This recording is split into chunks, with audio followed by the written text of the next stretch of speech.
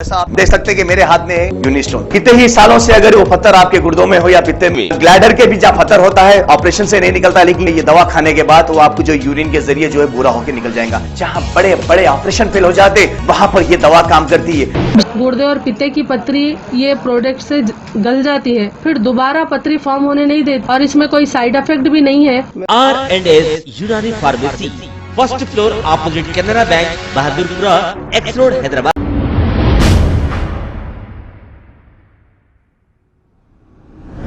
अस्सलाम वालेकुम नाजरीन, मैं हूं मोहम्मद अब्दुल हकीम। आइए देखते हैं आज का ये खबरनामा। गोशा महल के बीजेपी एमएलए राजा सिंह ने कुछ दिन कबल केटी रामाराव को ट्वीट करके ये कहा था कि जरा असेंबली में आप बहुत बड़ी बड़ी बातें करते हैं, एक बार मेरे साथ आइए, बाइक पर मैं आपको ले जाऊंगा। बार बार ओल्ड सिटी के डेवलपमेंट की बात करते हो, किस तरीके की यहाँ पर सड़कें हैं मैं आपको बताना चाहूंगा। तो केटीआर साहब ने इसका जवाब 6 दिन के बाद यह कहकर दिया कि सेंटर गवर्नमेंट आपकी पेट्रोल के रेट बढ़ा रही है, इस पर क्यों नहीं बात करते। ये केटीआर ने ट्वीट करके राजा सिंह को जवाब दिया। राजा सिंह ने यह कहा, ठीक है, मैं आपसे यह सवाल नहीं किया था, आप जब ये सवाल कर रहे हैं तो मैं इसका जवाब देता हूं। राजा सिंह ने यह कहा कि आपको पेट्रोल 70 या 71 रुपए में मिलता है, फिर आप 110 रुपए में क्यों देते हो, इस पर जवाब दीजिए। क्यों 40 रुपए टैक्स ले रहे हो, आप टैक्स कम करिए तो फिर सेंट्रल गवर्नमेंट को तनखीद करिए। आइए देखते हैं राजा सिंह ने और क्या कहा। ये सब बातें तेलुगु में हैं, आइए सुनते हैं राजा सिंह की जुबानी।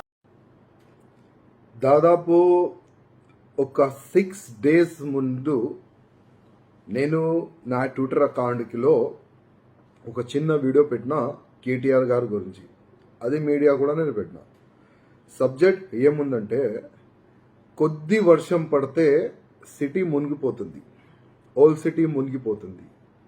నిజాం కాలంలో ఉన్న నాలలో ఎప్పుడే అదే ఉంది, దానిలో ఏం రెనిమేషన్ లేదు. ఇవాళ కేటీఆర్ గారు కానీ కేసీఆర్ గారు కానీ అసెంబ్లీ సాక్షిగా చాలా జూటా మాటలు మాట్లాడతారు. మేము ఓల్డ్ సిటీ డెవలప్మెంట్ గురించి ఇంత ఫండ్ పెడుతున్నాం, ఇది చేస్తాం, అది చేస్తాం, డల్లా చేస్తామని చాలా ఫ్రాడ్ మాటలు అసెంబ్లీ సాక్షిగా వాళ్ళు మాట్లాడతారు. దాన్ని బట్టి నేను వర్షం పడితే ఒక ఏరియాలో పోతే చాలా వర్షం ఉండే ఒక షేడ్ కింద కూర్చొని నేను కేటీఆర్ గారికి రిక్వెస్ట్ ఏం చేసిన అంటే, కేటీఆర్ గారు కొద్దిగా మీరు బయటికి రండి, మీరు నేను ఇద్దరం బైక్ పైన తిరిగి అసలు ఓల్డ్ సిటీ పరిస్థితి ఏముంది వాస్తవం మీకు తెలుస్తుందని ఒక రిక్వెస్ట్ పెట్టిన. కానీ కేటీఆర్ గారు 6 days తర్వాత రిప్లై ఇచ్చినారు. దానికి నేను ధన్యవాదం చెప్తున్నా కేటీఆర్కి. ఎందుకంటే ఆయన ట్విట్టర్లోనే ఉంటారు, ట్విట్టర్లోనే భోజనం చేస్తారు, ట్విట్టర్లోనే పండుకుంటారు. కానీ చాలా లేట్గా ఆయన రిప్లై ఇచ్చినందుకు ఆయనకి నేను హృదయపూర్వకంగా ధన్యవాదం చెప్తున్నా. కానీ ఆయన రీప్లై ఏ విధంగా ఇచ్చిందంటే, నేను అడిగిన క్వశ్చన్కి రీప్లై ఇవ్వలేదు. కానీ ఎల్పిజి కానీ పెట్రోల్ కానీ డీజిల్ ఏ విధంగా పెరుగుతుంది అని కేంద్రంకి ఆయన టార్గెట్ చేసిండు. నేను కేటీఆర్ గారికి ఒక రిక్వెస్ట్ చేస్తున్నా, మీరు ఇవాళ కొత్త కొత్త మినిస్టర్ ఉన్నారు, మీకు నాలెడ్జ్ లేదనుకుంటా, మీకు అవగాహన లేకుండా నేను అనుకుంటున్నా.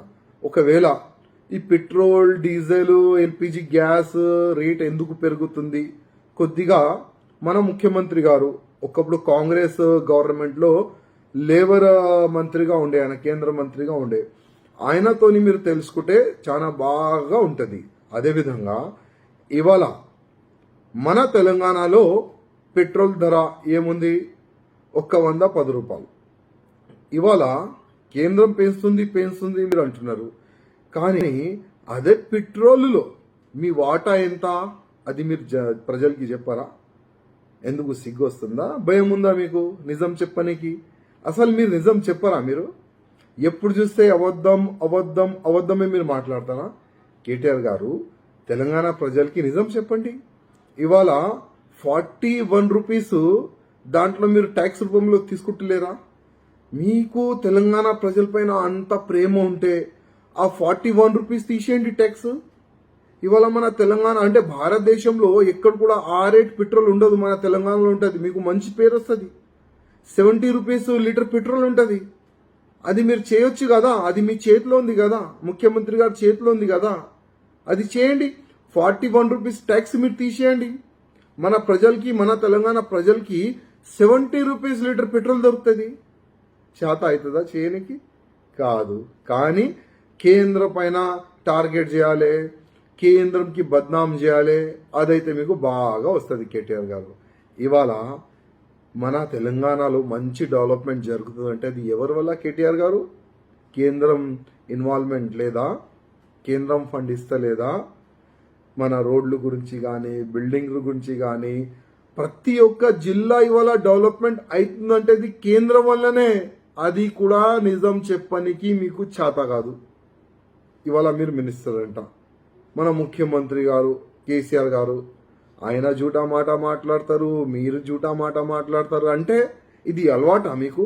ఇవాళ నేను తెలంగాణ ప్రజలకి ఒక మెసేజ్ ఇవ్వాలనుకుంటున్నా. ఇవాళ యావత్ భారతదేశంలో ఒక కాంపిటీషన్ పెట్టాలి.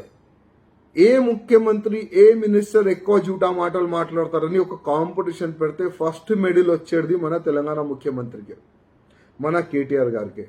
అంత ఫ్రాడ్ మాటలు వీళ్ళు మాట్లాడతారు. అంటే ఏదైనా అయితే కేంద్రమే, ఏదైనా తప్పు జరిగితే కేంద్రమే, ఏమి జరగకపోతే కేంద్రమే. అంటే కేంద్రంకి టార్గెట్ చేస్తున్నారు.